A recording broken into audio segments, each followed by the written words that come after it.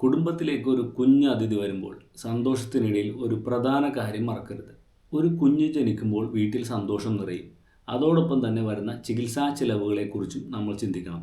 നിങ്ങളുടെ നവജാത ശിശുവിനെ എങ്ങനെ ആരോഗ്യ ഇൻഷുറൻസിൽ ചേർക്കാമെന്ന് നോക്കാം. കുഞ്ഞുങ്ങൾക്ക് പെട്ടെന്ന് അസുഖങ്ങൾ വരാനും ആശുപത്രിയിൽ അഡ്മിറ്റ് ചെയ്യേണ്ടി വരാനും സാധ്യതയുണ്ട്. നവജാത ശിശുക്കളെ ജനിച്ചയുടൻ ആരോഗ്യ ഇൻഷുറൻസിൽ ചേർക്കുന്നത് വളരെ പ്രധാനമാണ്. മിക്ക പോളിസികളിലും കുഞ്ഞ് ജനിച്ച് 90 ദിവസത്തിനുള്ളിൽ ചേർക്കാൻ അവസരമുണ്ടാവും. ഈ അവസരം പ്രയോജനപ്പെടുത്തണം. എങ്ങനെ നവജാത ശിശുവിനെ പോളിസിയിൽ ചേർക്കാമെന്ന് നോക്കാം.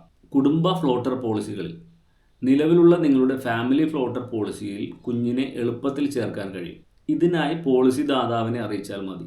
ചെറിയൊരു അധിക പ്രീമിയം കൂടി അടയ്ക്കേണ്ടതായിട്ട് വരും. പുതിയ ഇൻഷുറൻസ് പോളിസി ചിലപ്പോൾ കുഞ്ഞിനായി പുതിയ ഇൻഷുറൻസ് പോളിസികൾ എടുക്കേണ്ടതായി വരും. ഇതിനായി ആവശ്യമുള്ള രേഖകൾ കുഞ്ഞിൻ്റെ ജനന സർട്ടിഫിക്കറ്റ്, ഡിസ്ചാർജ് സമ്മറി, പൂരിപ്പിച്ച അപേക്ഷാ ഫോം എന്നിവയാണ്. പ്രധാനമായും ശ്രദ്ധിക്കേണ്ട ചില കാര്യങ്ങൾ. Waiting period. ചില പോളിസികളിൽ നവജാത ശിശുവിന് ചില ചികിത്സകൾക്ക് വെയിറ്റിംഗ് പീരീഡ് ഉണ്ടാവും. ജന്മന ഉള്ള വൈകല്യങ്ങൾ. ജന്മന ഉള്ള വൈകല്യങ്ങൾക്ക് കവറേജ് ലഭിക്കുമോ എന്ന് ചോദിച്ച് വ്യക്തത വരുത്തണം. നിങ്ങളുടെ കുഞ്ഞിൻ്റെ ഭാവി സുരക്ഷിതമാക്കാൻ ഒരു നല്ല ആരോഗ്യ ഇൻഷുറൻസ് പോളിസി തിരഞ്ഞെടുക്കാൻ താഴെ കാണുന്ന നമ്പറിൽ കോൺടാക്റ്റ് ചെയ്യാവുന്നതാണ്.